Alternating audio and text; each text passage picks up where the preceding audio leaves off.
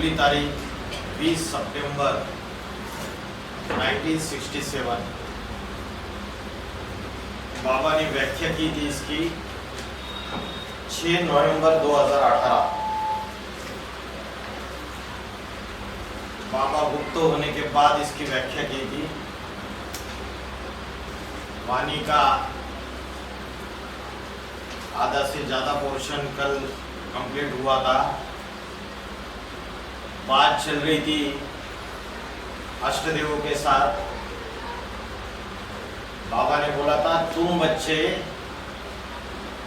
सारी 500-700 करोड़ दुनिया को राइटियस बनाते हो।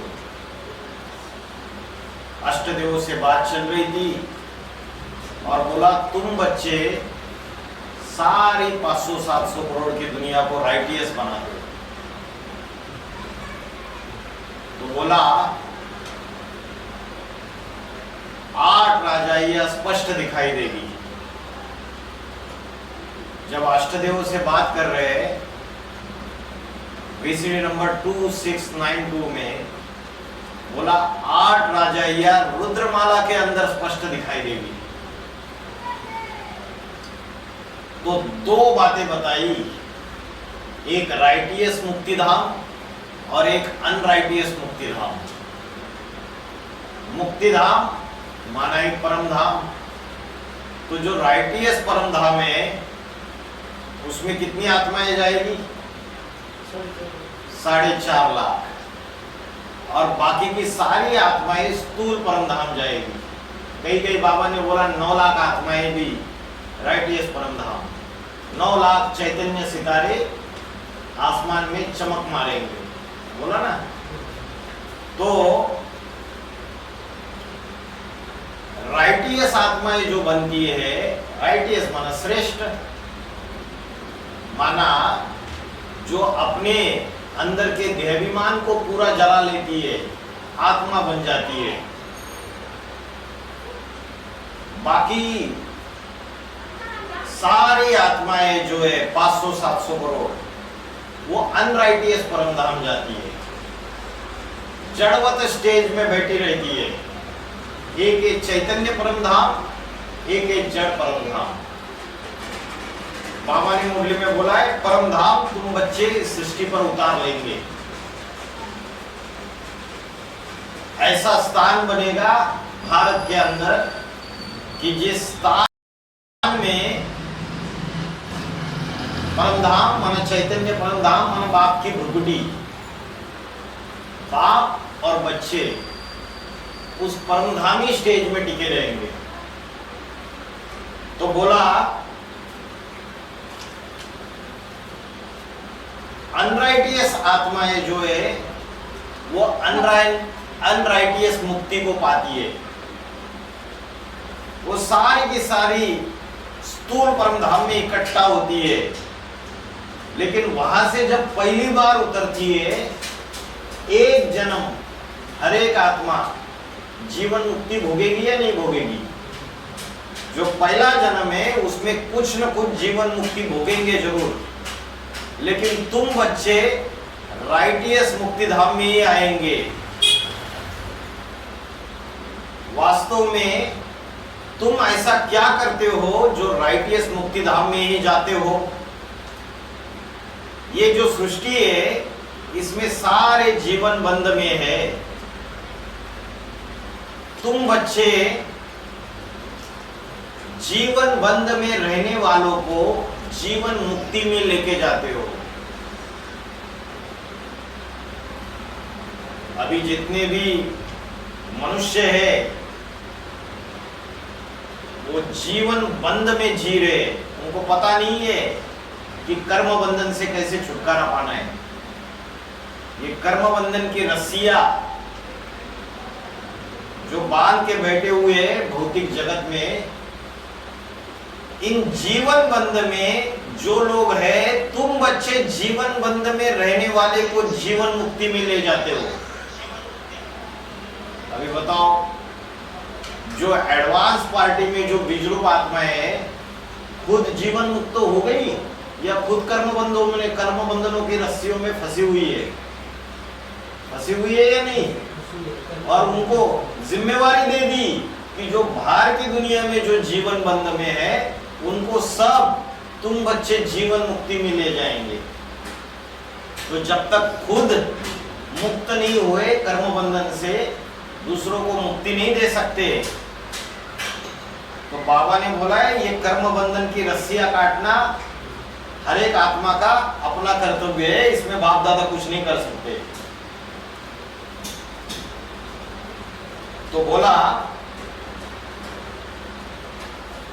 जीवन में भी रहो और मुक्ति धाम में भी रहो, जिंदा रहते रहते शरीर से दुख दर्द से मुक्त रहो। भले एक दिन के लिए भी कोई रहेंगे और भी थोड़े समय के लिए रहेंगे, लेकिन रहेंगे जरूर। मतलब तुम बच्चे राइटियस बाप को पहचानते हो तो राइटियस मुक्ति धाम में जाते हो। 4.5 लाख 9 लाख छोड़ के बाकी की जितनी भी आत्माएं ये राइटियस बाप को, जो मनुष्य सृष्टि का बाप है, उसको पहचानते नहीं है। इसलिए बाबा ने बोला राइटियस मुक्ति धाम में नहीं जाते हैं वो। एक आत्माओं का बाप और दूसरा मनुष्यों का बाप, दोनों में राइटियस और अनराइटियस बाप कौन है? दोनों भेद के बाप है। किसको पहचानेंगे? दोनों में से किसको पहचानेंगे? जो मनुष्य सृष्टि का बाप है वो तो देखने में आएगा। जो निराकार ज्योति बिंदु शिव बाप है वो तो देखने में नहीं आता है। जब वो किसी साकार में प्रवेश करता है, ज्ञान सुनाता है, तो उस ज्ञान के आधार से पहचान होती है। तो बोला जो धर्मगुरु है वो अनराइटियस को पहचानेंगे। तो बोला परम ब्रह्म बड़ी माता है, बाप नहीं है। सुप्रीम सोल शिव जब साकार तन में प्रवेश करता है पुरुष शोले में, तो उसको कहा जाता है शिव बाबा। अनराइटियस धर्मगुरु कौन है? अगर स्त्री चोली में प्रवेश करे तो उसे शिव बाबा नहीं कहेंगे। गुलजार दादी के तन में ब्रह्म कुमारी वाले क्या समझते थे कि शिव बाबा प्रवेश करते हैं। बाबा ने बोला है पवित्र कन्या के तन में आवे, लेकिन कायदा तो नहीं है बाप होके कन्या पे कैसे सवारी करे। तो बोला तुम बच्चे सारी दुनिया को रावण राज्य से छुड़ा करके 500 करोड़ आदमी सभी तो सतयुग में नहीं जाएंगे, सब नंबरवार है। तुम बच्चों को इस झाड़ का ड्रामा का सारा राज समझाया जाता है। यह ड्रामा कैसे बना हुआ है? इस झाड़ का राज जो मनुष्यों की लिखी हुई गीता उसमें नहीं समझाया गया। भगवत गीता में ये ड्रामा का राज इतना स्पष्ट तरीके से नहीं समझाया है। ये झाड़ की नॉलेज बताए, अनेक अनेक धर्मों की बात गहराई से नहीं बताई है। सिर्फ इतना बोला अधर्म का फैलने से धर्म की ग्लानि होती है, अधर्म फैलता है। लेकिन बाबा ने जो साक्षात्कारों के आधार से जो मुख्य 4 चित्र बनवाए थे, उस झाड़ के चित्र में सारी नॉलेज एक्यूरेट है। एक एक धर्म के बारे में बताया है, अधर्म कौन से, विधर्मी कौन से, सत्य सनातन धर्म को फॉलो करने वाले कैसे तने से जाते हैं, सारी बातें समझाई है। तो नाम तो एक्यूरेट दिया है सृष्टि वृक्ष का, अश्वत्थ वृक्ष। अश्वत्थ वृक्ष मतलब क्या? हाँ, अश्व माना घोड़ा, थ माना थाम लिया। जो मन रूपी घोड़ा है उसको जो स्त्रियम कर लिया, जो चंचल है, जो भागता रहता है, तो पहले पहले वो घोड़ा जो है वो किसी ने तो कंट्रोल में किया होगा। वो घोड़ा कौन है? मन रूपी ब्रह्मा, कृष्ण की आत्मा। कृष्ण है चंद्रमा, और चंद्रमा जो है वो चंचल है। ये ज्योतिषी लोग बोलते हैं ना, तुम्हारा जो चंद्रमा है ना वो चंद्रमा की महादशा चल रही है तुम्हारे ऊपर। बोले चंद्रमा की महादशा क्या है? तो चंद्रमा जो है ना वो चंचलता का प्रतीक है, वो मन का प्रतीक है। मन में चंचलता बहुत ज्यादा है, तो बोलते हैं चंद्रमा की महादशा चल रही है तुम्हारे ऊपर। कोई बोलता है राहु की महादशा चल रही है, कोई बोलता है केतु की अंतर्दशा चल रही है, कोई बोलता है तुम्हारे ऊपर तो शनि की दशा है। तो ये दशा जो है अनेक अनेक ग्रहों की, ये संगम युग में जब परमात्मा आता है तो ये ग्रह भी चैतन्य है, नवग्रह कहे जाते हैं। और ये जो नवग्रह है, कोई भी अनुष्ठान है, कोई भी प्रकार की पूजा विधि है, जो सनातन धर्म वाले, हिंदू धर्म वाले लोग हैं, उसमें नवग्रहों की पूजा करते हैं। जो पटिया होती है उसके ऊपर भी नवग्रह बनाते हैं और उसकी पूजा करते हैं। तो उनके मन की जो अवस्था है संगम युग में, उसका असर सारी दुनिया के ऊपर पड़ता है। संगम युग में जब परमात्मा बाप आकर पढ़ाई पढ़ाता है, तो उन अष्टदेव को, नवग्रह को, उनके मन की जो अवस्था है उसका असर सारी दुनिया के ऊपर पड़ता है। तो बोला अश्व को स्थिर कर दिया, अश्वत्थ मन रूपी घोड़े को, जो हर मनुष्य के अंदर बहुत चंचलता दिखा रहा है, उस मन रूपी घोड़े को स्थिर कर दिया। चार अवस्थाओं से, चार सीन से गुजरने वाला वृक्ष। चार अवस्थाएं कौन सी है? सतो प्रधान, सतो सामान्य, रजो प्रधान और तमो प्रधान। और ड्रामा के चार सीन है, सतयुग, त्रेतायुग, द्वापर युग और कलयुग। तो राजयोग में सिखाया जाता है कि जो वृक्ष की बीज रूप आत्माएं सुधर जाएगी तो सारा वृक्ष सुधर जाएगा। पानी डालेंगे वृक्ष को तो कहाँ पानी डालेंगे? जड़ में डालेंगे या बीज में डालेंगे। और बीज का सुधार सारे वृक्ष का सुधार। बीज रूप आत्माओं में भी कौन, जिसके लिए बोला एक भी पावरफुल ग्रुप तैयार होने पर एक दूसरे को खींचते हुए 108 की माला का संगठन तैयार हो जाएगा। तो बीज का सुधार सारे वृक्ष का सुधार। तो एक पावरफुल ग्रुप तैयार होने की देर है, बाबा ने बोला।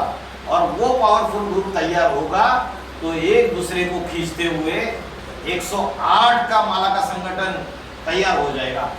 तो पावरफुल ग्रुप कौन सा? किसी ने कहा 8 सुधर जाएंगे। अगर 8 ही इकट्ठे सुधर जाएंगे तो बाबा ने बोला फिर ब्राह्मणों की दुनिया में 8 राजाइयां अलग अलग क्यों चलेगी? अगर इकट्ठा सुधर जाएंगे तो अलग अलग राजाइयां क्यों चलेगी ब्राह्मणों की दुनिया में? ब्राह्मणों की दुनिया में 8 राजाइयां अलग अलग इसलिए चलती है क्योंकि 8 इकट्ठे नहीं सुधरते,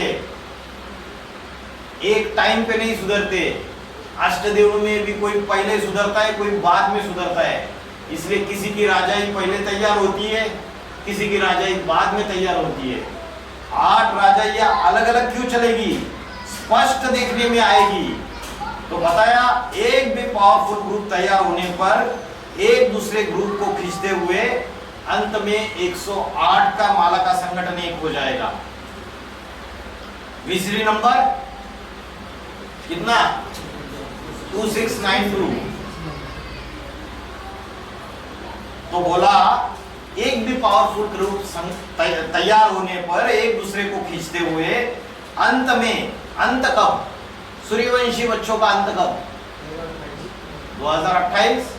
इसलिए 2017 के लास्ट अव्यक्त संदेश में बोला तुम बच्चों के लिए 20 साल तो है ही नहीं, तुम बच्चों के लिए कितने साल बाकी है? 10 साल। जो 80 साल में काम करके नहीं दिखाया वो 10 साल में करके दिखाएंगे क्या? पूछा गए ना। अभी उसमें भी 3 साल रह गए बस, 26, 27, 28। तो पढ़ाई पढ़ते पढ़ते 2036 से कितने साल हो गए? 28 तक तो 90-91 साल पूरे हो जाएंगे, 91 ईयर्स पूरे हो जाएंगे। 27 तक 90 साल पूरे हो जाएंगे पूरे। तो बाबा ने बोला ये सूर्यवंशी बच्चों की बात है। तो बोला अंत में 108 की माला का संगठन एक हो जाएगा। 2028 के बाद एक होना ही है। अभी जो अष्टदेव आपस में टकरा रहे, नवग्रह आपस में टकरा रहे, बाद में टकरा कर पूरे नष्ट हो जाएंगे और बाप प्रत्यक्ष हो जाएगा। तब इन सारे 108 को इकट्ठा होना है या नहीं होना है? बाप सारे जो अलग अलग 12-12 के ग्रुप बने हुए उनको सबको इकट्ठा बांधेगा, एक स्नेह के सूत्र में बांधेगा। तो बाबा ने बोला 12-12 के 9 ग्रुप है। क्लियर कट बोला इस वाणी में। क्या बोला? 12-12 के 9 ग्रुप है। 12 गुना 9 इज इक्वल टू 108 हुआ ना। तो 8 ग्रुप को लिया, 9 ग्रुप को नहीं लिया, क्योंकि रतन नंबरवार होते, एक जैसे कीमत के नहीं होते। वह चैतन्य 9 रतन है, उनमें एक रतन वैल्यूलेस है, जिसको कहा है पुखराज, उसको छोड़ दिया। जो आर्य समाजी है 9वां, उसको क्या बोला? वैल्यूलेस। किसके साथ उसका कंपैरिजन किया जाएगा? अष्टदेवों के साथ कंपैरिजन किया जाएगा। जो अष्टदेवों ने पुरुषार्थ किया, जितना निश्चय बुद्धि अष्टदेव बन के रहे ड्रामा में, संगम युगी शूटिंग पीरियड में, उतना निश्चय बुद्धि का शूटिंग उस 90 मन के ने नहीं किया आर्य समाजी। बाबा ने क्या बोला? उस वैल्यूलेस पुखराज को अगर अंदर डाल देंगे तो वो सबको नास्तिक बना देगा। ये बात पहले भी बोली थी, ये मुरली में आ गई। देखो बाबा ने बोला ये आर्य समाजी मन का ऐसा मन का है, ये चाहे तो सबको नास्तिक बना देगा। मतलब क्या? यज्ञ के अंदर कोई चैतन्य पाठधारी है 9वां मन का, भाई है या बहन है?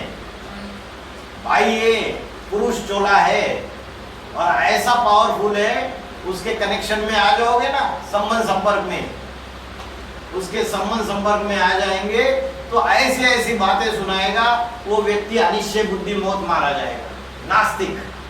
तो आर्य समाजी जो अर्ध नास्तिक है, बोला वो ऐसा है जो सबको नास्तिक बना देगा चाहे तो, ऐसा है। यह जल्दी नहीं सुधरता। क्या बोला उसके लिए? यह जल्दी नहीं सुधरता। इधर एटम बम फटा, उधर एटम बम फटा, चारों दिशाओं में बम फटने लगते तो फिर कहेंगे अब तो हम भी नहीं बचेंगे। जब ब्राह्मणों की दुनिया में चारों तरफ से अर्धनास्तिक है, साकार को मानते नहीं मानते, निराकार को मानते, तो साकार के प्रति कहीं ना कहीं द्वेष अंदर भरा हुआ है। लेकिन जब ज्ञान के बम फटेंगे चारों तरफ से, अभी भी 2025 चल रहा है, वो आत्मा भले 9वां मन का है लेकिन कहीं ना कहीं अनिश्चय में है 9वां मन का। सतोप्रधान अवस्था में इतना पुरुषार्थ किया, साकार बाप का भी सहयोगी बना, लेकिन बाद में ज्ञान के ऊपर भी अनिश्चय हो जाता है, अर्धनास्तिक बन जाता है। बोलता है शिव निराकार ज्योति बिंदु ही सही है, साकार के ऊपर इतना निश्चय नहीं बैठता है। बाबा ने बोला सूर्य से उचित दूरी होगी तो जीवन संभव है। तो नास्तिक और अर्धनास्तिक को जो सबसे खोटा, जो सबसे छोटा, जो सबसे खोटा, उसको बाबा नजदीक लेके बिठाते हैं, नहीं सबसे नजदीक लेकर बिठाते। घर में समझो किसी बाप के 10 बच्चे और कोई बच्चा बड़ा उधम मचाने वाला है और ऐसा है पूरे परिवार का सत्यानाश कर देगा, पूरा विनाश कर देगा। तो बाप को पता होता है अरे ये बच्चा सत्यानाशी है, तो उसको जानबूझ के नजदीक बिठाता है, जानबूझ के ऐसे दिखाएगा कि तेरे से सबसे ज्यादा प्यार करता हूं, ताकि कहीं सत्यानाश न कर दे, कहीं विनाश न कर दे। तो बोला कि जब चारों तरफ से बम फटने चालू हो जाते तो फिर कहेंगे अब तो हम भी नहीं बचेंगे। तो फिर बोलेंगे ओ गॉड फादर तू ही सच्चा है। तब तक भारतवासियों से टकराते रहेंगे, छल छिद्र कपट करते रहेंगे। वो आर्य समाजी भी और वो नास्तिक भी, ये छल छिद्र कपट वाले हैं। नास्तिक किससे निकला? क्रिश्चियन से निकला। एक मुरली में तो बाबा ने इशारा दिया, क्रिश्चियन का असिस्टेंट है नास्तिक। तो जो 5वें नंबर के पूर्वज है उसका कोई असिस्टेंट भी होगा पुरुषार्थी जीवन, जरूर नास्तिकता का शूटिंग करेगा, है ना।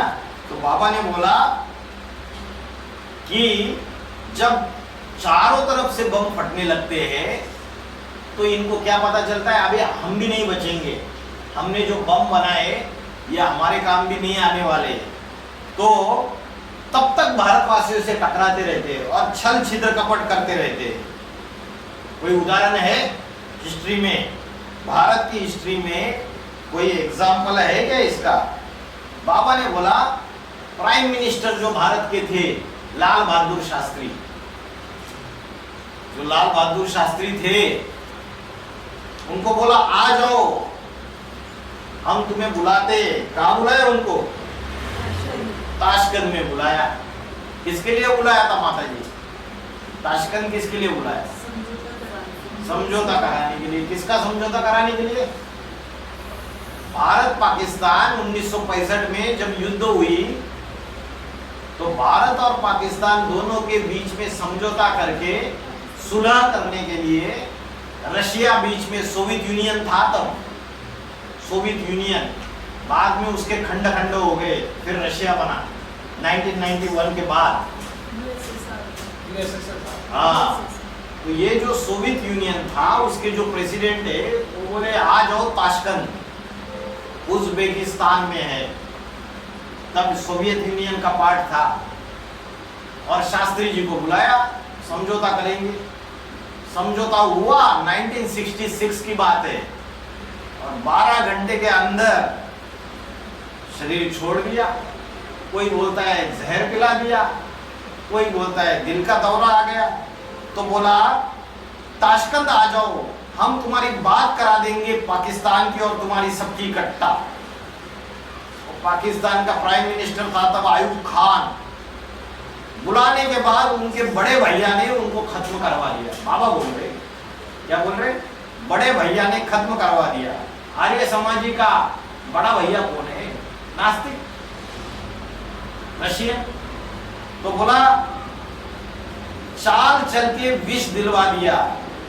अरे तुमने अपने देश में बुलाया तो तुम्हारा जो काम है ना, शरीर की डॉक्टरी जांच करवाना।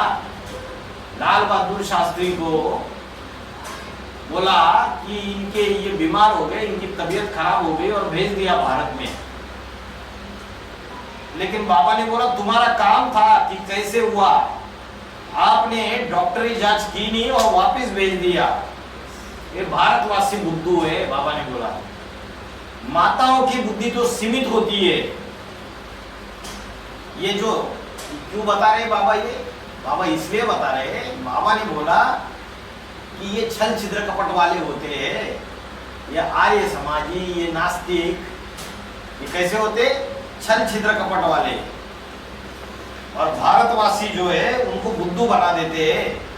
तो बाबा ने बोला माताओं की बुद्धि तो सीमित होती है। ये जो धर्म पिताएं आते हैं ये माताओं की बुद्धि एकदम चकनाचूर कर देते हैं। ये शिव बाप है जो कन्या माताओं को शक्ति बना देता है, तब उनकी बुद्धि विशाल हो जाती है। अभी तुमको ये राज समझ में आ गया कि ये सृष्टि चक्र हो, सृष्टि वृक्ष को हो या ह्यूज ड्रामा को हो, ये कैसे बना हुआ है, किसने बनाया और कब बनाया। इस ड्रामा को भी तुम बच्चे विचार करेंगे ना, अपनी आत्मा पर विचार करेंगे कि मेरी आत्मा रूपी एक्टर ने कैसे इस सृष्टि रूपी रंगमंच के बेहद के ड्रामा में अलग अलग पार्ट बजाए। बाबा ने बोला जो एक्टर अपने पार्ट को नहीं जानता वो क्या है? बेवकूफ पार्टधारी है। तो पहले पहले नारायण और लक्ष्मी, ये दो आत्माएं अपने पार्ट को पहचान लेती है। फिर उसके बाद अष्टदेव 2018 तक वो अपने पार्ट को पहचान लेते हैं। फिर उसके बाद 108 का टाइम है 2028 के बाद। तो बाबा ने बोला ड्रामा पूरे 5000 वर्ष का है, हर एक आत्मा पूरे 5000 वर्ष पाठ नहीं बजाती है। बीजरूप आत्माएं भी पूरे 5000 वर्ष पाठ नहीं बजाते हैं।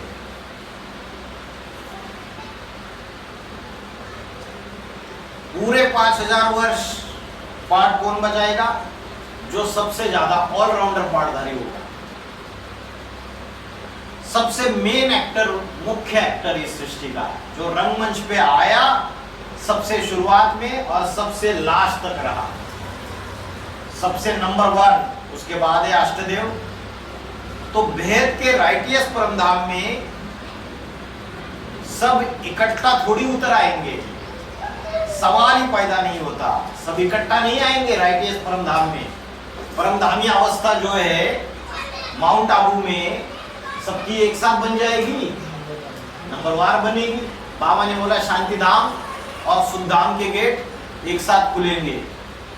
तो सुख धाम के जब गेट खुलेंगे तो पहले 8 की राजधानी तैयार हो जाएगी, स्वर्ग का गेट खुलेगा, उसी के साथ साथ शांति धाम का भी गेट खुलेगा, तपस्या धाम माउंट आबू में।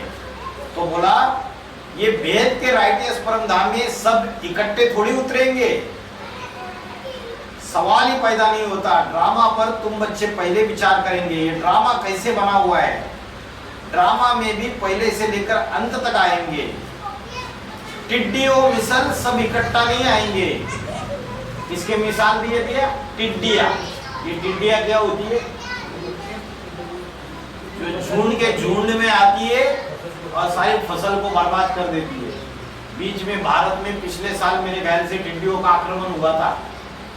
तो बोला टिड्डियों मिसल सब इकट्ठा नहीं आएंगे, ड्रामा में सब नंबरवार आते, तो पहले से लेकर अंत तक जाएंगे, उस पर भी विचार करेंगे। तो कौन है पहले तो बाप होता है। बाबा कहते भी है बच्चे तुम्हारा बाप आया हुआ है, और बच्चे समझते हैं हमारा बाप बिंदी आई हुई है।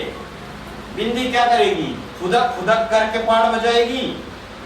बिंदी भी जब साकार शरीर धारण करेगी तभी तो कुछ करेगी और करावेगी। ब्रह्म कुमारी में सारे के सारे बुद्धू बन गए। कब बुद्धू बन गए? 1976 के बाद या 1969 के बाद ब्रह्मा बाबा ने शरीर छोड़ दिया और ज्योति बिंदु निराकार को याद करते रहे, निराकार ज्योति बिंदु को याद करते रहे, तो सारे के सारे बुद्धू बन गए। और एडवांस पार्टी में क्या हुआ? जो एडवांस पार्टी है उसमें कहते हैं कि 8 नवंबर 2022 को शिव बाबा ने 5 तत्वों का शरीर स्वेच्छा से त्याग दिया। तो कई सारे ब्राह्मण तो अनिश्चय बुद्धि मौत मारे जा रहे, अभी भी मर रहे।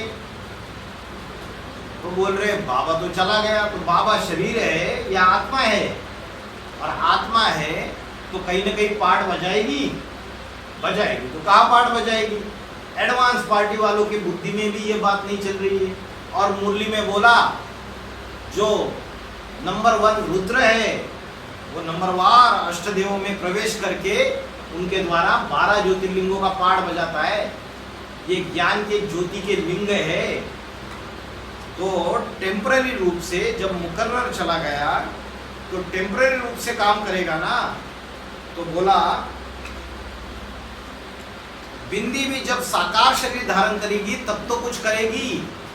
तो 2018 से लेकर 28 तक या 2022 में बाबा ने शरीर छोड़ने के बाद बाबा ने मुरली चलाना भी बंद कर दिया, किया या नहीं किया?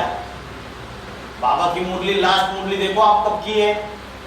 अगस्त 2022 की लास्ट मुरली उन्होंने आवाज चैनल पे अपलोड कर दी है। उसके बाद कोई मुरली अपलोड नहीं की है। अभी बोलो मेरे को, ड्रामा में कभी ऐसे हुआ है कि हुई ज्ञान ही सुनाना बंद कर दिया बाबा ने?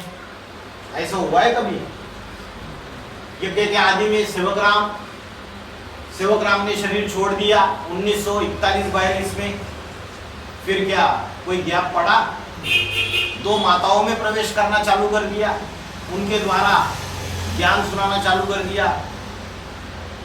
बाप लिखाते थे और बाबा बैठ के लिखते थे, फिर जाके सभा में सुनाते थे। तो लिखाने वाला बाप 2 माताओं के द्वारा लिखवाता था। फिर 1947 तक वो दो माताओं ने शरीर छोड़ दिया। जंगल में से एक शेर चला जाता है तो उसकी जगह दूसरा शेर ले लेता है। बिना शेर के जंगल खाली नहीं रहता है। एडवांस पार्टी वाले ये महावाक्य बताते, उनको बोलो 2022 में बाबा ने अगर शरीर छोड़ दिया तो जंगल में से एक शेर चला गया तो दूसरा शेर कहाँ है, दिखाओ। बिना शेर के जंगल का भी कोर्स में बताया जाता था ना, जब कंपिल में भट्टी में जाते हैं तो कोर्स में बताया जाता था। तो 47-48 में ब्रह्मा बाबा के द्वारा कार्य चालू हो गया। 69 में ब्रह्मा बाबा ने शरीर छोड़ दिया और यहाँ राम वाली आत्मा ज्ञान में आ गई। ज्ञान का मनन चिंतन मंथन चलने लगा और 73 से ज्ञान का मनन चिंतन मंथन करके निश्चय बैठना चालू हो गया और ज्ञान सुनाना भी, समझाना चालू कर दिया दूसरों को। और 76 से बाप दादा का कार्य शंकर के पाठ द्वारा प्रत्यक्ष होने लगा। तो इतना गैप थोड़ी पड़ा। अभी 76 के बाद लगातार शंकर के कार्य चलता रहा। 2018 में बाबा गुप्त हो गए और 2022 में बात आ गई, शरीर छोड़ दिया। तो गैप ही गैप है। बाबा जिसको ब्रह्म कुमारियों ने समझा वो बिंदी है, वो बिंदी फुदक फुदक के ज्ञान सुनाती है या किसी में प्रवेश करके ज्ञान सुनाती है? प्रवेश करके ज्ञान सुनाती है। तो एडवांस पार्टी वालों की बुद्धि में भी ये बात नहीं बैठ रही है। तो बोला करण करावन हार हूं, मैं उस तन में प्रवेश करके ज्ञान सुनाता हूं या सुनाकर चला जाता हूं? पूछा, सुनाकर चला जाता हूं। किसी ने कहा गति सदगति करते हैं, ज्ञान सुनाकर चले जाए फिर सदगति हो जाए, जैसे ब्रह्म कुमारियां कहती है। ब्रह्म कुमारियां क्या कहती है कि ज्ञान सुनाया और चले गए, है ना, अपने आप गति सदगति हो जाएगी, ब्रह्म कुमारियां स्वर्ग लाएगी। तो बाबा ने बोला कैसे उल्टे पुल्टे काम कर रही है। वो ब्रह्म कुमारियां कहती है हमारी सदगति हो गई, चलो माउंट आबू, हम तुम्हें दिखाते स्वर्ग कैसा है। बढ़िया बढ़िया महल माड़िया सब चकाचक स्वर्ग दिखा रहे और बच्चा बुद्धि समझते स्वर्ग लगा पड़ा हुआ है। तो एडवांस पार्टी नहीं दिखा रही है, एडवांस पार्टी दिखा रही है देखो हमारा कितना बड़ा संगठन है, वृंदावन में कितना बड़ा मधुबन बनाया है, माउंट आबू में, कंपिल में देखो हमारा कितना बड़ा संगठन है, विजय विहार दिल्ली में जाओ 100-150 लोग हैं, कितना बड़ा संगठन है। तो वो बड़े रूप में शूटिंग कर रहे हैं, ये भी तो कर रहे हैं या नहीं कर रहे? ये भी कर रहे, बढ़िया बढ़िया महल माड़िया सब चकाचक स्वर्ग दिखा रहे। जब बाबा की बात आती है तो चुप्पी साथ देती है प्रजापिता ब्रह्म कुमारियां। तो स्वर्ग लगा पड़ा है, तो ये लगा पड़ा है, प्रधानमंत्री भी जाएगा, बड़ी प्रशंसा करके आएगा। भारत के जो प्रधानमंत्री है नरेंद्र मोदी जी, वो भी ब्रह्म कुमारी सेंटर में जाते हैं, बड़ा भाषण ठोक के आते हैं, प्रशंसा करते हैं। अखबारों में उनकी प्रशंसा छप जाएगी कि दुनिया में अगर कोई संस्था है जिसमें कभी 2 छाड़े नहीं हुए, 2 फाड़े नहीं हुए, वो संस्था है ब्रह्म कुमारी ईश्वरी विश्वविद्यालय। कौन बोलते हैं? प्रधानमंत्री जी बोलते हैं। लेकिन उनको अंदर की बात पता है, अंदर में क्या समस्या है, घर के अंदर क्या वितंडावाद है। बाबा कहते हैं तुम अंदर घुस के देखो तो तुम्हें पता चले। तो 1 घंटे के लिए आए, लड्डू पेड़ा खाए, मान मर्तबा लिया, लग्जरियस गाड़ी से आए और बड़े बड़े हॉल में, बड़े बड़े बंगले में प्रबंध किया गया रहने का, लड्डू पेड़ा खाया, मान मर्तबा लिया, ऊंची कुर्सी पर बैठे और फिदा हो गए। तो बताया ड्रामा पर विचार करना है, पहले से अंत तक आते जाएंगे। पहले सूर्यवंशी आएंगे, सूर्यवंशियों में भी नंबरवार आएंगे, सूर्यवंशियों में भी नंबरवार बोला। तो हर एक अष्टदेव के 12-12 के ग्रुप भी नंबरवार प्रत्यक्ष होंगे और नंबरवार तैयार भी होंगे। तो इस सृष्टि का बाप जगत पिता आया हुआ है। बच्चे ऐसे समझते हैं पिता तो औरंगजेब का भी आया हुआ है। बाबा ने बोला पिता तो औरंगजेब का भी आया है, लेकिन मार मूर कर जेल में डाल देंगे। जो दूसरे विधर्मी होते हैं वो क्या करते हैं, अपने पिता को ही जेल में डाल देते हैं। कितने आते हैं ऐसे भी होते हैं जो बाप की बात कुछ भी नहीं मानेंगे। बाप बार बार बोलते रहते हैं बच्चे तुम्हारा बाप आया है, बाप बाप चिल्लाते तो बिंदी ही समझेंगे। बिंदी बाप भी कहते मैं बिना साकार के कुछ भी नहीं कर सकता। और साकार भी कैसा चाहिए? परमानेंट चाहिए, ना कि छोटे मोटे टेम्पररी चाहिए। देखो वीसीडी नंबर 2692 में बोला मैं बिना साकार के कुछ भी नहीं कर सकता और साकार भी परमानेंट चाहिए। परमानेंट माना मुकर्रर। बोला कि छोटे मोटे परमानेंट चाहिए, ना कि छोटे मोटे टेम्पररी चाहिए। ना कि बोला जब से उस रथ में आता हूं आदि से लेके अंत तक उसी रथ में पाड़ बजाता हूं। बाबा ने क्या बोला वीसीडी नंबर 2933 में? मैं घड़ी घड़ी शरीर बदलता नहीं हूं। क्या बोला? और इस वाणी में बोला जब से उस रथ में आता हूं आदि से लेके अंत तक उसी रथ में पाड़ बजाता हूं। सेवकराम में आया क्या? सेवकराम में आदि से लेके अंत तक पाड़ बजाया? 1941-42 में तो शरीर छोड़ दिया, तो कैसे बोलेंगे आदि से लेके अंत तक उसी रथ में पाड़ बजाता हूं? तो रथ कौन सा है? सूक्ष्म शरीर जो है उसका, वही उसका मुकर्रर रथ है। वो 5000 साल के ड्रामा में कभी खलास नहीं होता है। एक होता है स्थूल शरीर और एक होता है सूक्ष्म शरीर। ये सूक्ष्म शरीर 23 तत्वों का बना हुआ है। कौन सी 23 तत्व? 5 ज्ञानेन्द्रिया, 5 कर्मेंद्रिया, 5 पंच महाभूत जल वायु अग्नि पृथ्वी आकाश, और 5 इंद्रियों के विषय भोग रूप रस गंध स्पर्श शब्द, और 3 मन बुद्धि अहंकार। इन सबका सार सूक्ष्म रूप वो है सूक्ष्म शरीर। उसमें मन बुद्धि भी समाई हुई है। और 5000 साल में उस एक मुकर्रर रथ का ये जो पाठधारी है राम वाली आत्मा, उसका सूक्ष्म शरीर कभी भी खलास नहीं होता है ड्रामा में। तो बोला इस वाणी में जब से उस रथ में आता हूं आदि से लेकर अंत तक उसी रथ में पाड़ बजाता हूं। अगर दूसरों में भी आएंगे तो ऐसा नहीं कि उस रथधारी को छोड़ करके आएंगे।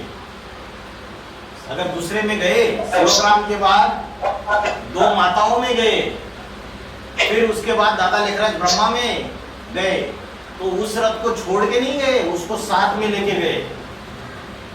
नहीं, उसको सूक्ष्म में इमर्ज करके सूक्ष्म शरीर भी आएगा और साथ में आत्मा भी आएगी। अगर छोड़कर आ जाए तो मुकर्रर रथ नहीं कहा जाएगा। बाबा ने बोला पहले से लेकर अंत तक आते जाएंगे, पाठ बजाते जाएंगे, फिर नंबरवार आते जाएंगे बच्चे। तो अभी उस सूक्ष्म शरीर को लेके अभी भी पाठ बजा रहा है, नहीं बजा रहा है? बजा रहा है। अंत तक बोला है। पिछाड़ी में जो कुछ भी रहा होगा सो आ जाएंगे 500-550 करोड़ की तो बात करते वो मनुष्य है। बाकी जो भी प्रजावर्ग की आत्माएं, वो सारी की सारी प्रजावर्ग है। राजा बनने का सवाल नहीं, वो सभी लास्ट में जाके आ जाएंगे। 35-36 तक बाहर की दुनिया वाले भी मानेंगे, लेकिन अभी ब्राह्मणों की दुनिया में जो सरेंडर्ड भाई बहन है वो भी सवाल उठा रहे हैं। अभी याद किसको करे? सवाल उठा रहे हैं ना। तो बाबा ने बोला 2018 से लेकर 28 तक ये ब्राह्मणों की दुनिया में इम्तिहान का समय है, एग्जामिनेशन। और जब एग्जाम रहती है ना तो टीचर मदद नहीं करता है, इशारे दे देता है। जो इशारे से समझते हो देवता, जो कहने से समझते हो मनुष्य, और जो कहने के बाद भी नहीं समझते तो राक्षस से समझता है, विधर्मी। तो ये 2692 खत्म हो गई। एक और एक वाणी है वीसीडी नंबर 3934। मुरली तारीख 16 जनवरी 1969, 1969। शरीर छोड़ने से 2 दिन पहले ब्रह्मा बाबा ने शरीर कब छोड़ा? 18 जनवरी को। ये 16 जनवरी 1969 की वाणी है। और इसकी व्याख्या बाबा ने की है 3 अप्रैल 2022 को। देखो, जो शंकर का पाठधारी है, बाबा का पाठ है, शरीर छोड़ने की बात आई 8 नवंबर 2022। और ये अप्रैल 2022 का क्लैरिफिकेशन है। प्रातः क्लास चल रहा था 16 जनवरी 1969, तीसरे पेज के मध्य आधे में बात चल रही थी अमृतसर में अकाल तख्त की। अमृतसर में अकाल तख्त है सिखों का। अकाल जिसको काल खा न सके वो तो हुई आत्मा। क्या बोला? अकाल जिसको काल न खा सके वो तो हुई आत्मा। बाकी तख्त तो घड़ी घड़ी बदलता रहता है। तख्त माना शरीर, बोला तख्त तो घड़ी घड़ी बदलता रहता है। आत्मा के बैठने का ये तख्त है, ये शरीर बराबर है ना। जो अकाल मूर्त आत्मा इस तख्त पर यहां बैठी है तो ये तख्त पर बैठे हैं ना बच्चे। फिर देखो तख्त छोटा बड़ा होता है, खत्म हो जाता है। क्या बोला? जो तख्त है जिसमें अकाल मूर्त आत्मा बैठी हुई है वो छोटा बड़ा हो जाता है, खत्म हो जाता है, सड़ जाता है, उसको जलाए देते हैं ना। देखो अप्रैल 2022 में ब्राह्मणों की दुनिया में एडवांस पार्टी में क्या समझते थे? अकाल मूर्त और अकाल तख्त की व्याख्या कि ये जो बाबा का शरीर है ये शरीर इस छूटेगा नहीं, खलास नहीं होगा। ये शंकर का शरीर खलास नहीं होगा। अब बाबा ने बोला स्थूल शरीर में बुद्धि जाती है, ये तो सूक्ष्म शरीर की बात है। ये पुरानी वाणी में बोला है मेरे ख्याल से वीसीडी नंबर 1915 में बोला है ना कि शंकर का शरीर खलास नहीं होता है, मतलब स्थूल शरीर की बात नहीं है, सूक्ष्म शरीर की बात है। तो बोला यहां बोला देखो तख्त छोटा बड़ा खत्म हो जाता है, सड़ जाता है, उसको जलाए देते हैं ना। ब्रह्मा बाबा के शरीर को जला दिया क्या? नहीं जला दिया। तो ये किसका इशारा दे रहे कि सड़ जाता है, उसको जलाए देते हैं ना। फिर उसके पहले जलते हैं, उसके पहले जो अकाल मूर्त आत्मा है वो शरीर छोड़ करके फिर जाकर अकाल तख्त छोटे के ऊपर बैठ जाती है। बोला शरीर छोड़ करके फिर जाकर अकाल तख्त छोटे के ऊपर बैठ जाती है।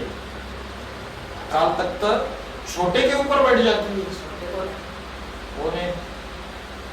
फिर बोला आत्मा ऐसी होती है ना, बड़ा होवे या छोटा होवे या बीच का होवे, तो यह तख्त है उनका। वो बोलते हैं ये मेरा शरीर है, मैं ये शरीर छोड़ जाकर के दूसरा लेता हूं। आत्मा खुद अकाल मूर्त है, कोई मरती नहीं है। हाँ यह जरूर है आत्मा के संस्कार अच्छे बुरे होते हैं। अगर संस्कार शरीर में हो तो संस्कार सब जल जावे। अगर संस्कार शरीर में होते तो शरीर के साथ संस्कार भी जल जाने चाहिए थे, लेकिन संस्कार तो जब दूसरा शरीर लेते हैं तो दूसरे शरीर में साथ साथ जाते हैं आत्मा के। फिर उन हिसाब से जन्म कैसे ले लेंगे?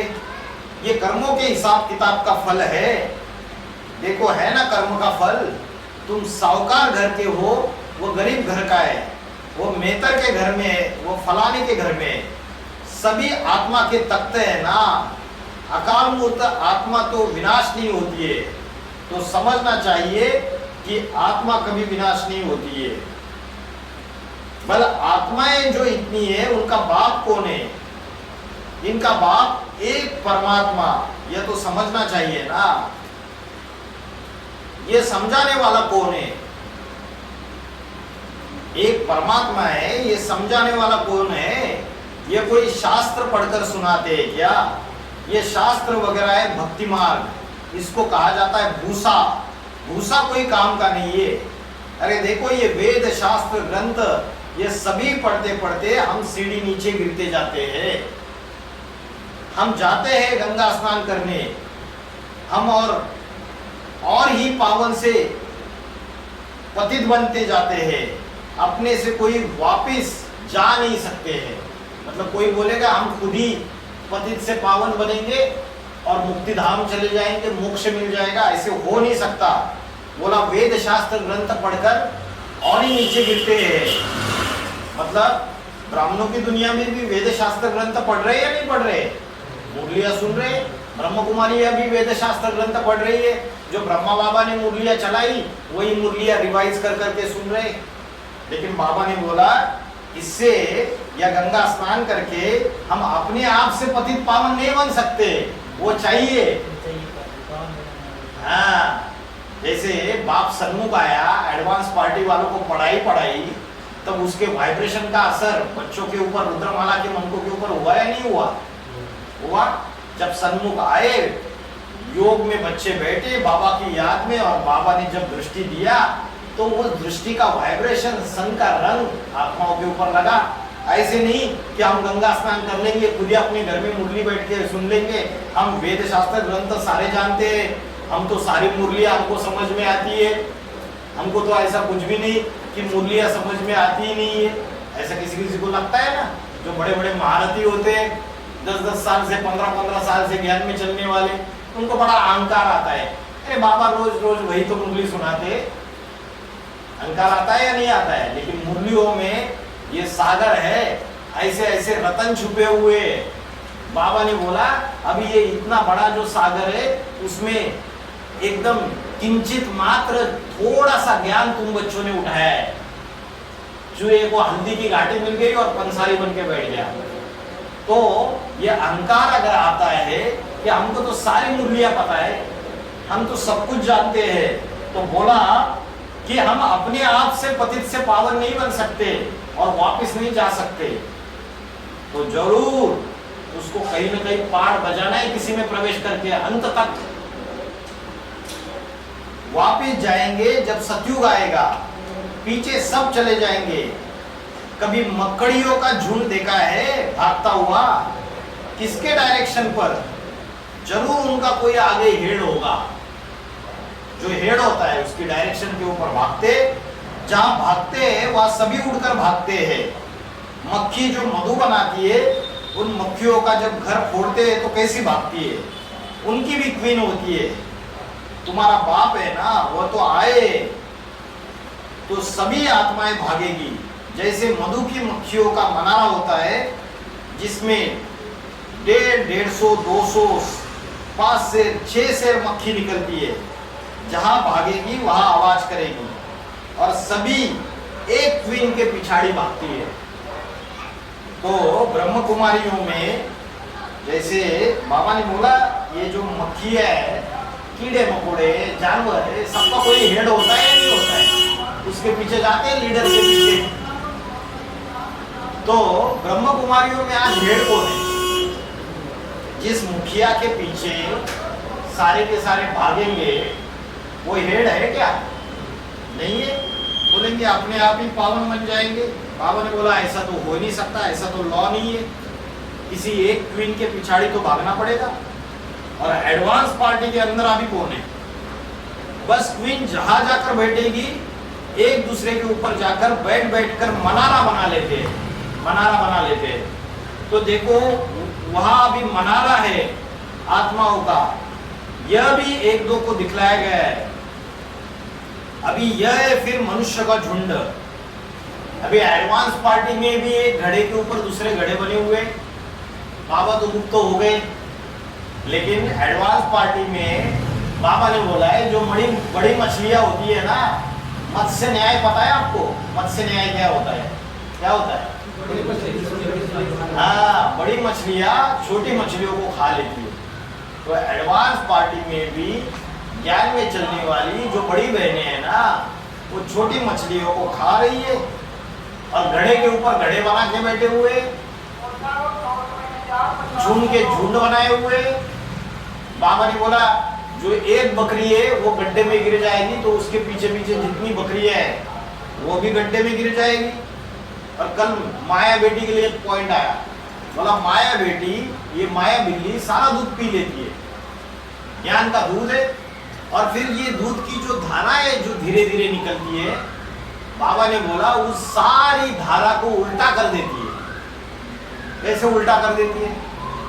अभी जो बाबा की शरीर छोड़ने की बात है उसको सारे ब्राह्मण परिवार से छुपा दिया, तो ज्ञान की धारा उल्टी हो गई या नहीं हो गई?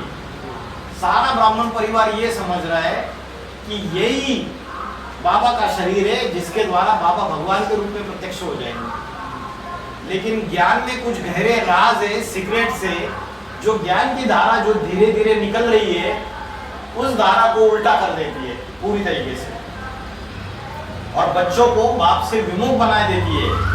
तो बोला जरूर ये झुंड भी इस आकाश से भागते, बाबा आते पवित्र बनाया करके आत्माओं को, शरीर को भस्म करा के पीछे सबको लेके जाते हैं। इसको कहते हैं शिव की बारात। किसकी बारात? शिव की बारात। अब बारात नहीं, बच्चे कहा जाता है। शिव के बाराती हम या बच्चे?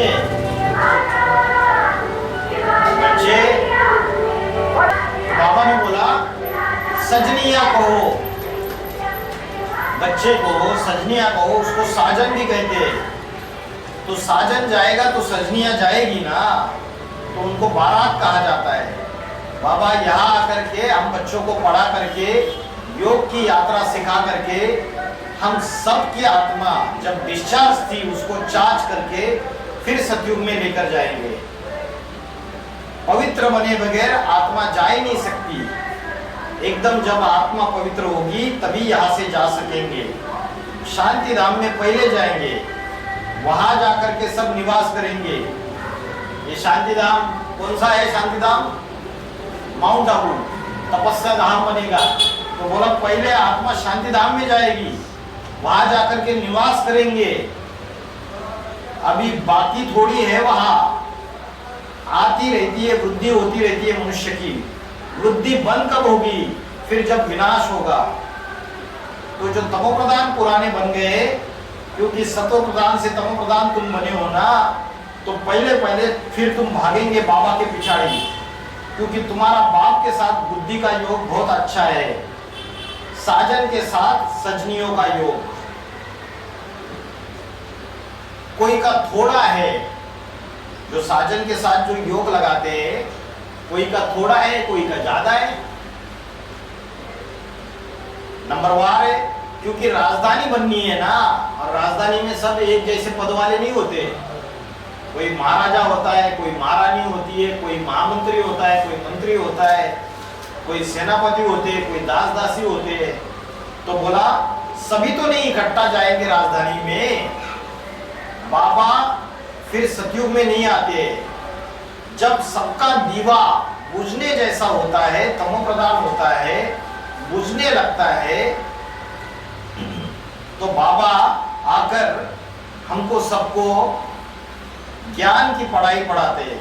तो बारात है ना, देखो अभी बुद्धि में याद करो, ये सभी है आत्माएं, और वो आत्माओं की दुनिया है वहां। तो सभी नंबरवार आते हैं। झाड़ वृद्धि को पाता है, पहले 2 पत्ता, 6, 8 पत्ता, 12 पत्ता, पीछे टाल टालियां बनती है। पहले 2 बोला, जो माता पिता है सृष्टि के लक्ष्मी नारायण, वो सीट पे सेट हो जाते 1976 में। फिर 8, फिर 12, पीछे टाल टालियां निकलती है। फिर अष्टदेव, फिर 12 सूर्यवंशी, फिर उनके ग्रुप भी तैयार हो जाएंगे। मुख्य धर्म है पहले आदि सनातन देवी देवता धर्म, जो धर्म बाप स्थापन करते। बाप पहले हमको ब्राह्मण बनाते, बाप ने एडॉप्ट किया तो हम ब्राह्मण बने। एक है प्रजापिता और एक है ब्रह्मा। तो प्रजा में भाई बहन भी हो जाते। अभी तुम प्रजापिता ब्रह्मा के वो बच्चे हो, भाई बहन ब्रह्म कुमार कुमारी, ढेर है ना, तो जरूर निश्चय बुद्धि होगा, तभी तो ढेर बच्चे हैं ना।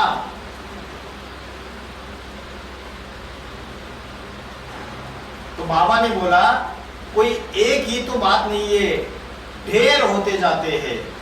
किसी ने बाबा को पूछा कितने होंगे ब्राह्मण? बाबा ने बोला कच्चे पक्के तो बनेंगे ना, जैसे स्कूल में पास होने का है, किसी ने 99 मार्क्स लिया होगा तो किसी ने 10 मार्क्स लिया होगा, तो कच्चे पक्के हुए ना। तुम भी ऐसे ही हो, जो पक्के बनते हैं वो पहले पहले आएंगे, जो एकदम कच्चे होंगे वो बिल्कुल पिछाड़ी में आएंगे। तो तुम यहां से फिर शरीर छोड़ करके सब चले जाते हो अपने मूल वतन में। क्या बोला? यहां से फिर शरीर छोड़ करके चले जाते हो अपने मूल वतन में। तो शरीर छोड़ना माना देहाभिमान त्यागना, और मूल वतन माना वो परमधामी अवस्था। परमधाम तुम बच्चे इस सृष्टि पर उतार लाएंगे। जब सभी आत्माएं अभी भी वहां रहती है, बहुत आती है, आदमशुमारी वृद्धि हो जाती है, बाढ़ बजाने वाली आती है आत्माएं, जब तक चोला ना ले तो पाठ कैसे बजाएंगे? ये सृष्टि रूपी पाठशाला कहा जाता है। पीछे ये दुनिया फिरती है, जैसे चक्कर में हम सतयुग में देवता, फिर क्षत्रिय, फिर वैश्य, फिर शूद्र, हम सो फिर ब्राह्मण बन जाते हैं। वैसे क्या बोला? ये सृष्टि रूपी पाठशाला है, ये दुनिया फिरती रहती है। ब्राह्मण सो देवता, देवता से क्षत्रिय, क्षत्रिय से वैश्य, वैश्य से शूद्र। इसको फिर कहा जाता है संगम युग। इसको तो जानना चाहिए। अभी बाप ने सुनाया और कोई को तो मालूम नहीं है। हमको भी थोड़ी मालूम था, हम समझते थे ये सृष्टि की आयु लाखों वर्ष की है। क्या समझते थे? सृष्टि की आयु लाखों वर्ष की। और बाबा ने कितना बोला? 5000 वर्ष की है। लेकिन जब ये सन्यासी है, गुरु गोसाई है, पंडे है, इनके सामने जाके बोलो 5000 साल की है, भड़क जाएंगे, अहंकार में आके गालियां देना चालू कर देंगे। तो उनको कैसे समझाएंगे? फिर शास्त्रों का आधार देना पड़ेगा समझाने के लिए। उनको बताओ कि तुम बोल रहे हो लाखों वर्ष की है, लेकिन ब्रह्म वैवर्त पुराण में आया है। तुम लोग बोलते हो कि कलयुग जो है 4,32,000 साल का है। अभी तो 5000 साल प्रथम चरण पूरा हुआ है, कलयुग तो अभी बच्चा है। लेकिन ब्रह्म वैवर्त पुराण में आया है, काले पंच सहस्त्राणी वर्षाणी तिष्ठ भूतले। भगवान ने गंगा जी को क्या बोला? काले पंच सहस्त्राणी, 5000 वर्षों का काल बीतने पर पापानी पापिनो यानी तुभ्यम दास्यन्ति स्नानदा।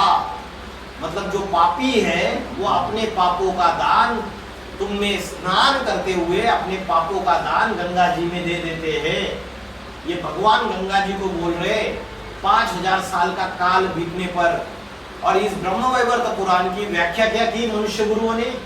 मनुष्य गुरुओं ने व्याख्या की कि 5000 साल का कलयुग बीतने पर काल शब्द यूज हुआ था उस श्लोक में, काले पंच सहस्त्राणी वर्षाणी।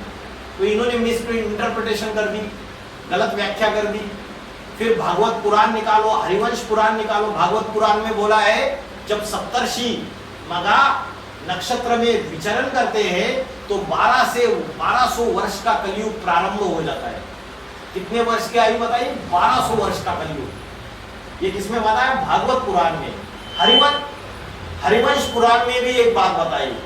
हरिवंश पुराण में बोला कि क्रूर कलयुग की जो आयु है वो 1000 वर्ष के कलयुग के साथ 200 वर्ष का संध्या काल भी है उसके साथ साथ।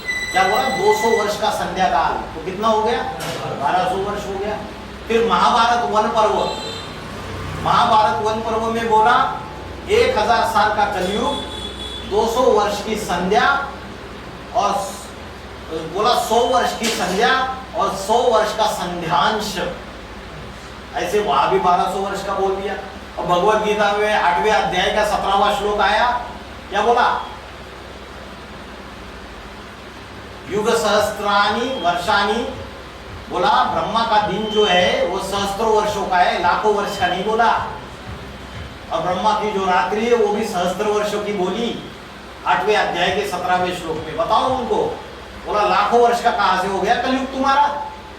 तुम तो गीता को भी झूठा बोल रहे हो, तुम तो शास्त्रों को भी झूठा बोल रहे हो। और बोलो महाभारत का जो शांति पर्व है क्या है? महाभारत में अलग अलग पर्व है, भीष्म पर्व है, द्रोण पर्व है, वैसे एक शांति पर्व है, 18 पर्व है टोटल। उस शांति पर्व में एक बात आई है 18, 19, 20, ये श्लोक दिखाओ उनको, चैप्टर नंबर 231, अध्याय नंबर 231 में ये दिखाओ 18, 19 और 20 श्लोक। उसमें क्लियर कट बोला है, क्या बोला है कि सतयुग की जो आयु है वो 4000 वर्ष प्लस 400 वर्ष संध्या और 400 वर्ष संध्यांश, माना 4800 वर्ष सतयुग की आयु बताई। 4800, 4800 वर्ष, लाखों वर्ष तो नहीं बोला, लेकिन इन्होंने क्या किया, उसकी व्याख्या कर दी। क्या व्याख्या कर दी? बोला सतयुग की आयु 4800 दिव्य वर्ष है, देवता वर्ष, जबकि 18, 19 और 20 श्लोक में अध्याय नंबर 231 में कहीं भी देवता वर्ष या दिव्य वर्ष ये श्लोकों में शब्द ही नहीं आया है। लेकिन जब उसकी व्याख्या की, गीता का गोरखपुर गीता प्रेस जो है, गोरखपुर प्रेस वाली गीता नहीं, गोरखपुर प्रेस वाला महाभारत शांति पर्व निकालो, उसमें देखो चैप्टर 231, और उसमें कहीं भी देवता वर्ष दिव्य वर्ष की बात नहीं आई। इन्होंने अपने अपने मतांतर डाले, उसमें कलयुग में आई, बुद्धि तमोप्रधान हो गई और व्याख्या कर दी। क्या बोला? ये दिव्य वर्ष है, इसको 360 से मल्टीप्लाई कर दो। एक देवताओं का वर्ष माना मनुष्य के 360 से मल्टीप्लाई कर दो उसको 360 से, तो 360 से मल्टीप्लाई कर दिया, तो 360 से मल्टीप्लाई कर दिया तो 17,28,000 सतयुग की आयु आ गई। और यही आयु आजकल जितने ये कथावाचक है, जितने ये संत महात्माएं, गुरु गोसाई, सन्यासी है, ये सारे के सारे 17,28,000 की ये आयु बता रहे। सतयुग की 17,28,000, और बोलते कलयुग की कितनी बताते? 4,32,000। त्रेता की कितनी बताते? त्रेता की बताते कितनी बताते? 12,96,000, 12,96,000। और द्वापर की बताते 8,64,000, इतनी आयु बताते। तो उनको बोलो ये जो दिव्य वर्ष की संकल्पना है, ये कैलकुलेशन आपका रॉन्ग है, ये आपकी मनमत है, ओरिजिनल श्लोक में ऐसा कहीं लिखा ही नहीं है। अब बड़े बड़े जो विद्वान पंडित है, लोकमान्य तिलक है, लोकमान्य तिलक ने गीता रहस्य ग्रंथ लिखा, और गीता रहस्य ग्रंथ में लिखा कि ये जो दिव्य वर्ष की गणना है इसमें गड़बड़ है, रॉन्ग है ये लोकमान्य तिलक ने भी बोला ये बात। और भी डॉक्टर संपूर्णानंद है, डॉक्टर संपूर्णानंद, उन्होंने भी ये बात बोली। आर्यों का आदिदेश नाम की किताब है, उस आर्यों के आदिदेश नाम की किताब में बोला ये जो दिव्य वर्ष की गणना है ये रॉन्ग है कंप्लीटली, ये कैलकुलेशन जो बताया जा रहा है आज की तारीख में। तो इससे साबित हो जाता है कि कलयुग जो है 1250 साल का है, और ये दुनिया लाखों वर्ष की नहीं है, ये सृष्टि चक्र कुछ हजारों साल का है। तो शास्त्रों के अलग अलग प्रमाण दे सकते हैं। तो बाबा ने बोला कि सृष्टि की आयु लाखों वर्ष है ऐसा समझते थे, उल्टा समझते आए और गिरते आए। अभी बाप ने आकर के बताया ये कल्प वृक्ष मनुष्य का झाड़ कोई लाखों वर्ष का नहीं है, ये तो पूरा 5,000 वर्ष का है। उसमें हाफ है माया का राज्य और हाफ है राम राज्य। अभी कौन सा चल रहा है ब्राह्मणों की दुनिया में? माया रावण का राज्य चल रहा है। ठीक है, ओम शांति।